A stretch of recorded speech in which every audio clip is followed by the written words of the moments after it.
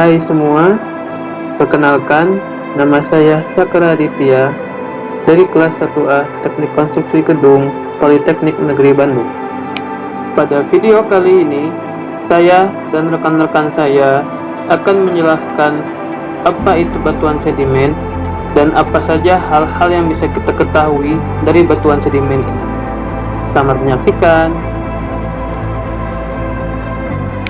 Batuan sedimen adalah batuan yang terbentuk di permukaan bumi pada kondisi temperatur dan tekanan yang rendah.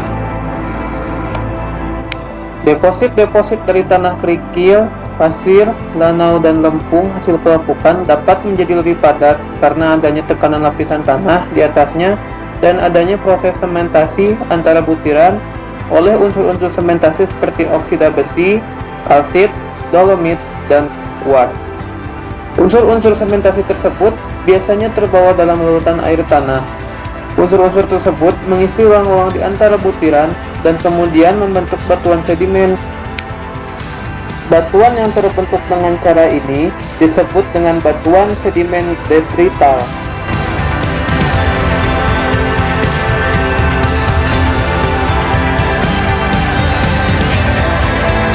Jenis-jenis batuan sedimen.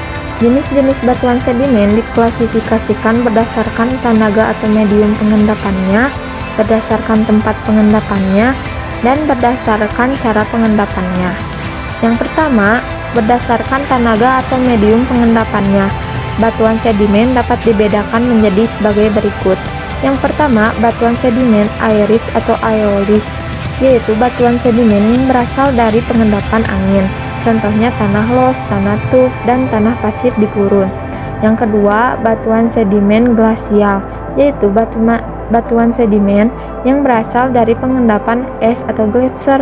Contohnya moraine. Yang ketiga, batuan sedimen akuatik, yaitu batuan sedimen yang berasal dari pengendapan air. Contohnya breksi, konglomerat, dan batu pasir. Yang keempat, batuan sedimen marine, yaitu batuan sedimen yang berasal dari pengendapan air laut. Contohnya batu karang.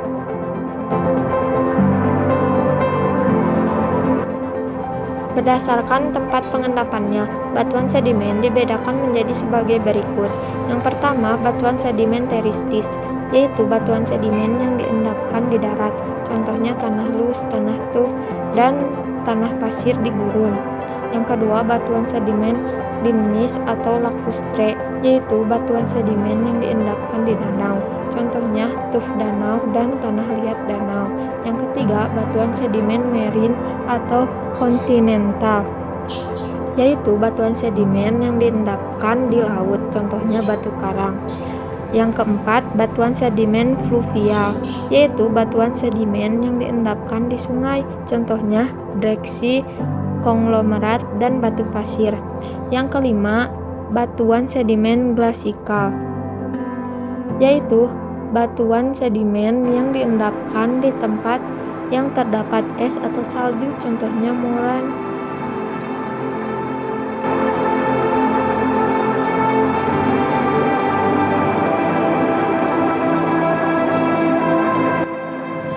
Berdasarkan cara pengendapannya, batuan sedimen dibedakan menjadi sebagai berikut. Yang pertama, batuan sedimen klastis, yaitu batuan sedimen yang terbentuk dari pelapukan dan erosi dari jenis batuan lain yang kemudian molekulnya mengendap, bergabung, dan mengaras menjadi satu. Contohnya batu breksi, konglomerat, batu pasir, dan batu lempeng.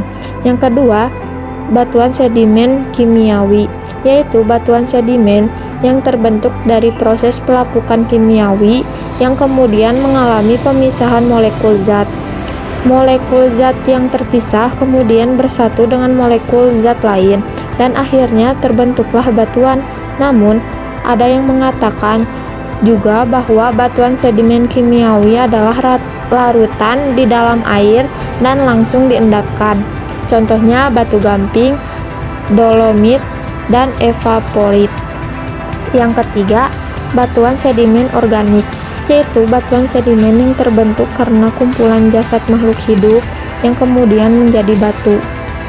Namun, ada yang Ada juga yang mengatakan bahwa batuan sedimen organik adalah larutan di dalam air yang kemudian diambil oleh organisme dan melalui organisme itu membentuk batuan endapan organik.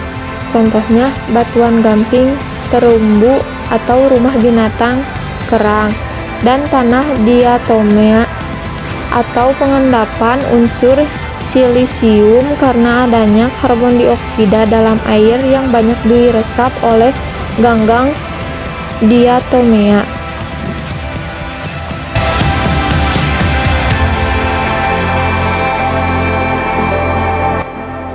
Proses terbentuknya batuan sedimen.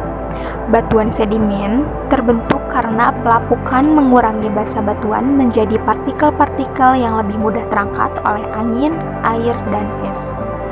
Apabila bahan tadi mengendap, maka ia disebut sedimen. Sedimen biasanya didepositkan lapis per lapis yang disebut lapisan atau strata. Dan apabila dipadatkan dan tersementasi menjadi satu, akan membentuk batuan sedimen. Proses ini disebut pembatuan atau lithification. Pada umumnya, batuan sedimen terbentuk melalui dua cara. Yang pertama, batuan sedimen terbentuk dalam lembagan pengendapan. Dengan kata lain, proses pembentukannya tidak mengalami proses pengangkutan. Sedimen ini dikenal sebagai sedimen autotonus. Adapun jenis batuan sedimen yang termasuk dalam golongan ini, di antaranya evaporit, batu kapur, dan laterit. Yang kedua, batuan sedimen terbentuk tidak dalam lembengan pengendapan, melainkan di luar lembengan pengendapan. Dengan kata lain, proses pembentukannya mengalami proses pengangkutan, yang mana angkutan tersebut membawa sedimen ke lembangan pengendapan yang baru. Adapun jenis sedimen yang termasuk dalam golongan ini, diantaranya konglomerat dan vulkanoklastik. Tekstur batuan sedimen. Menurut Pettyjohn tahun 1975, tekstur batuan sedimen adalah suatu kenampakan yang berhubungan dengan ukuran butir, bentuk butir, serta susunan butir tersebut. Pada hakikatnya, tekstur adalah hubungan antar butir atau mineral yang terdapat di dalam batuan. Tekstur batuan sedimen digolongkan menjadi dua, yaitu tekstur sedimen klastik dan non-klastik. Adapun yang termasuk dalam tekstur pada batuan sedimen klastik terdiri dari grain size, ukuran butir, roundness, kebundaran, fabric, kemas, shorting, pemilahan, porosity, kesarangan, dan permeability, kelulusan air. Yang pertama yang akan kita bahas adalah mengenai ukuran butir. Untuk mengukur ukuran butir pada batuan sedimen klastik, digunakan skala Wentworth tahun 1922 seperti berikut. Ada beberapa faktor yang mempengaruhi ukuran butir. Faktor-faktor tersebut adalah jenis pelapukan, jenis transportasi, waktu atau jarak transport, dan yang terakhir adalah resistansi. Kemudian aspek selanjutnya adalah sortasi. Pemilahan atau sortasi adalah keseragaman dari ukuran besar butir penyusun batuan sedimen. Artinya, bila semakin seragam ukuran dan besar butirnya, maka pemilahannya semakin baik. Pemilahan atau sortasi ini digolongkan menjadi dua macam, yakni sortasi baik jika ukuran butir merata atau sama besar, dan sortasi buruk jika ukuran butir tidak merata, terdapat fragmen dan matrik. Aspek selanjutnya adalah kebundaran atau roundness. Kebundaran atau roundness adalah nilai membulat atau nilai meruncingnya butiran, di mana sifat ini hanya bisa diamati pada batuan sedimen klastik berukuran sedang sampai bongkar.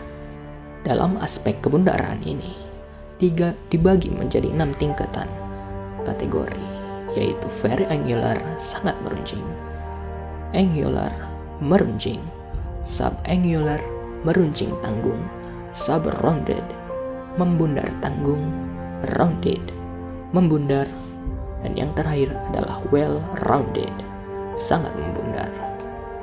Kemudian aspek selanjutnya adalah kemas atau fabric, yaitu hubungan antar butiran di dalam batu tersebut. Kemas pada butiran sedimen kelas D terdiri dari dua macam, yakni kemas terbuka bila butiran tidak saling bersentuhan dan kemas tertutup jika butiran saling bersentuhan. Aspek selanjutnya adalah kesarangan atau porosity, adalah tingkat banyaknya lubang rom atau pori-pori di dalam batuan. Batuan dikatakan mempunyai porositas tinggi apabila pada batuan tersebut banyak dijumpai lubang atau pori-pori. Dan sebaliknya, batuan dikatakan mempunyai porositas rendah apabila kenampakannya kompak, padat, atau tersemen dengan baik sehingga sedikit sekali atau bahkan tidak mempunyai pori-pori. Aspek selanjutnya adalah kelulusan air atau permeability, yaitu sifat yang dimiliki oleh batuan untuk dapat menghembuskan air. Jenis permeabilitas pada batuan sedimen adalah permeabilitas baik, permeabilitas sedang, dan permeabilitas buruk.